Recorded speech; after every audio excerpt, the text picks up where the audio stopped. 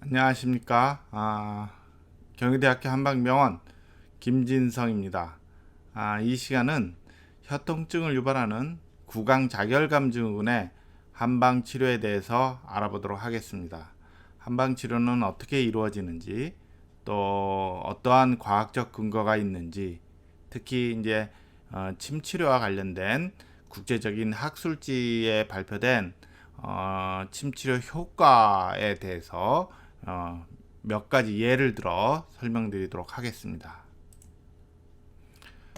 먼저 구강작열감 증후군에 대한 내용인데요. 대체적으로 K14.6 설통으로서 그 질환의 특성을 진단 내리고 있습니다. 이러한 구강작열감 증후군은 말 그대로 증후군이란 표현에서도 알 수 있듯이 이제 단일 증상이 아니고 몇 가지 복합적인 증상으로 나타나는 경향이 많은데요. 먼저 구강 내 점막 이상과 같은 뚜렷한 임상 소견이 없는 상태에서 입안 내 혀를 비롯해서 뺨 안쪽, 입천장, 입술 내측과 같은 점막 부위에서 화끈거리거나 아린 듯한 이런 이상 느낌의 통증을 호소하는 질환이다 라고 말씀드릴 수 있어요. 이러한 혀 통증, 즉 작열통과 더불어서 입이 마른 구강 건조, 또 쇠맛과 같은 이 특정 맛이 강하게 느껴지는 미각의 변화 등이 포함돼서 다양한 또 중복된 가슴이 불안하다, 답답하다, 불안하다, 잠을 잘 못 잔다와 같은 여러 가지 증상들이 그러한 불편감들이 함께 나타나기도 하지요. 이러한 구강작열감 증후군은 특정 분류에 따라서 1차성과 2차성으로 나누기도 하는데요. 1차성의 경우는 발병된 원인이 불확실한 경우에요. 그와 반면에 2차성의 경우는 입안 내 어떤 국소적인 원인들, 예를 들어 임플란트나 치과 진료 후에 나타났다든가, 또 전신적인 원인들, 또 이제 빈혈이라든가 비타민이 부족하고 잘 조절되지 않는 당뇨 이런 거 이후에 나타나는 경우, 이런 경우에 이제 2차성에 해당이 되는데, 특히나 앞서 말씀드린 치과 진료와 같은 임플란트나 발치 후에 나타나는 거는 치과 진료가 잘못돼서가 아니라 하나의 방아쇠 역할을 해서 내재되어 있던 어떤 위험 요소가 드러나게 되는 그런 계기로 작용했다라고 말씀드릴 수 있습니다. 그래서 특히 이런 1차 국소적인 원인으로 타액 분비의 저하가 오래되어서 혀 점막이 위축되거나 혀 표면이 갈라져 있는 경우에도 흔하게 나타난다라고 말씀드릴 수 있습니다. 한방 치료의 원칙은 이제 한약과 침을 이제 같이 병행해서 치료하게 되는데, 먼저 한약 치료에 있어서는 우리 고전 동의보감과 같은 고전 중에 나타나는 설통의 범주에서 그 치료 원칙을 구하게 됩니다. 그래서 먼저 이제 증상이 나타나는 유형에 따라서 그것을 구분하는데, 먼저 기체혈어라고 해서 기운이 잘 소통이 안 돼서 오는 경우, 다음은 두 번째는 신음 부족이라고 해서 이제 나이가 들거나 호르몬의 변화에 따라서 몸을 촉촉이 적셔주는 특정 장부의 기능이 저하돼서 나타나는 경우, 세 번째는 정서적인 과도한 스트레스 이런 게 오래 노출되면서 이제 비위 기능을 위주로 내부 장부의 기능이 저하돼서 나타나는 경우, 간헐비허 또는 기음양허라고 이렇게 표현을 합니다. 이러한 적정 유형을 잘 구분하는 게 한약 투여의 아주 중요한 원칙이다라고 말씀드릴 수 있고요.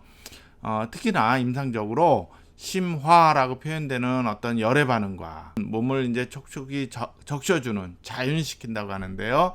그러한 기능을 담당하는 신수가 줄어들어 있어서 나타나는 게 대부분이다라고 말씀드릴 수 있습니다.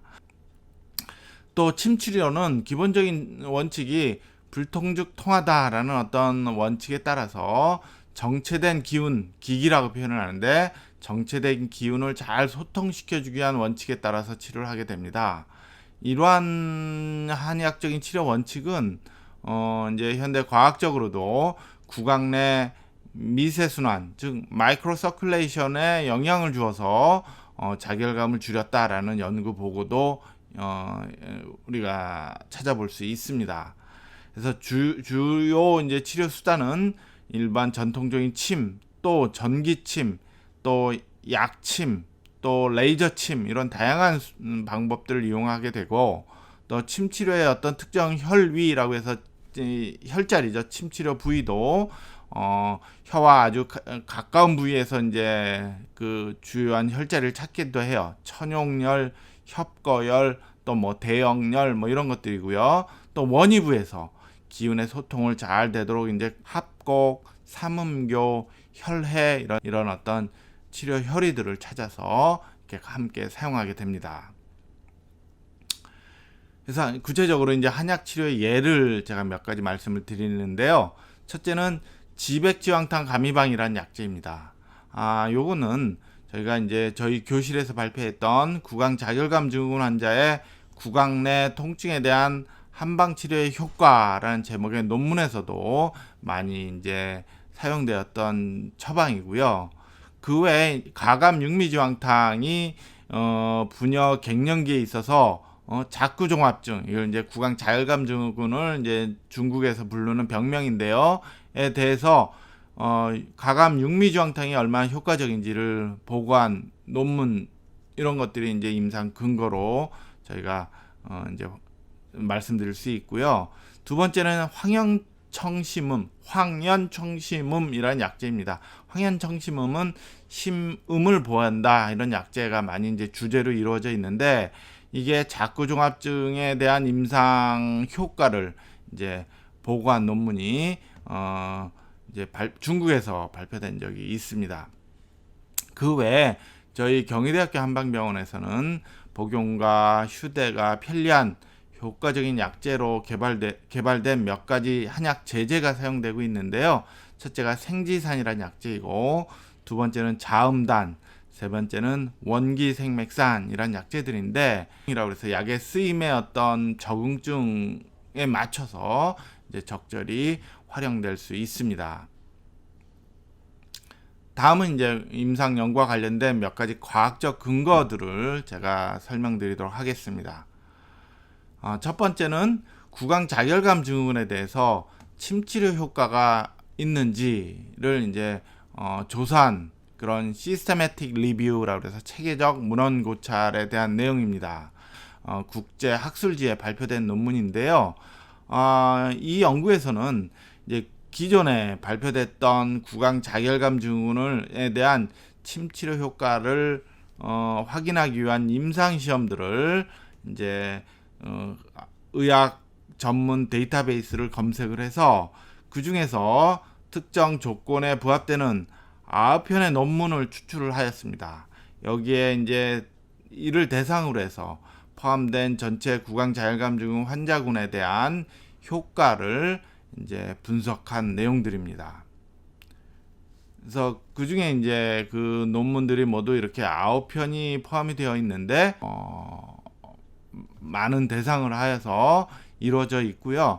그 중에서도 이제 특징적인 거는 치료 수단으로 레이저 아큐펑처, 레이저 침이라는 거고요. 또 일렉트릭 아큐펑처, 전기침, 그 다음에 아큐포인트 인젝션, 요거는 이제 약침이라고 불리는 이제 시술 행위이고요. 이러한 이제 치료 방법들이 적용이 돼서 구강자결감 증후군의 통증 정도를 감소시키고 삶의 질을 향상시켰다라는 내용들이 이제 논문들이 정리되어 있습니다. 두 번째는 이제 침치료와 리보트릴을 비교한 임상 시험입니다. 리보트릴은 이제 항진경제로서 이제 서양의학에서 이제 구강자결감 증후군의 혀 통증에 대증적으로 사용되는 약물인데요. 이 논문은 이제 구강자결감 증후군 버닝 마우스 신드롬 환자를 대상으로 해서 침치료와 클로나제팜, 우리나라에서는 상품명으로 리보트릴이라는 약제인데요. 효과를 이제 서로 비교해서 이제 그 효과를 확인한 임상 연구입니다.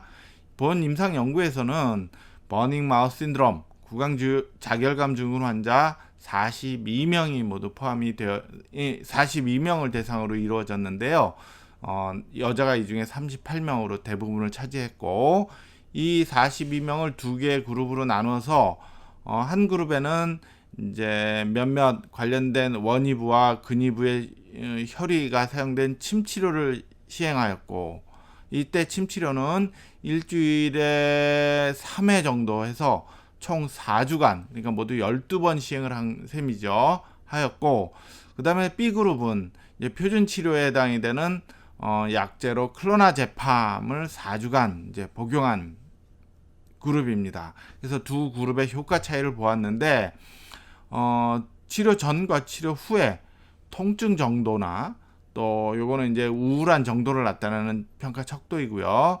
그 다음에 그 외 삶의 질 뭐 이런 것을 보는 평가 척도에서 두 군 모두 평가 변수에서 치료 후에 현저한 개선 효과가 나타났고, 두 군과의 차이는 거의 없었다. 뭐 이런 내용으로 보고가 되었습니다. 다음은 이제 세 번째, 침치료 효과가 과연 어떻게 나타나는지를 본 연구인데요. 본 연구는 이제 구강 자율감 증후군 환자 30명을 대상으로 해서 이와 이제 매칭을 해서 건강한 지원자 30명과 이제 비교를 하였는데요. 3주간의 침 치료를 시행한 후에 미디어 캐필러리 스코피라는 이제 아주 미세 혈관을 관찰하는 이제 그런 영상 장치를 이용해 가지고 구강 내에서 미세순환 마이크로 서큘레이션이라고 하는데, 이러한 미세순환에 어떠한 영향을 미쳤는지를 평가를 하였습니다. 본 연구에서 침치료는 구강 자결감이 감소하는 환자일수록 유의미하게 혈관 패턴의 변화가 나타났다.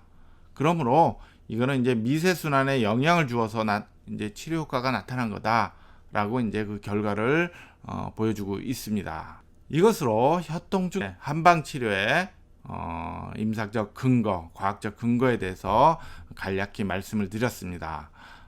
감사합니다.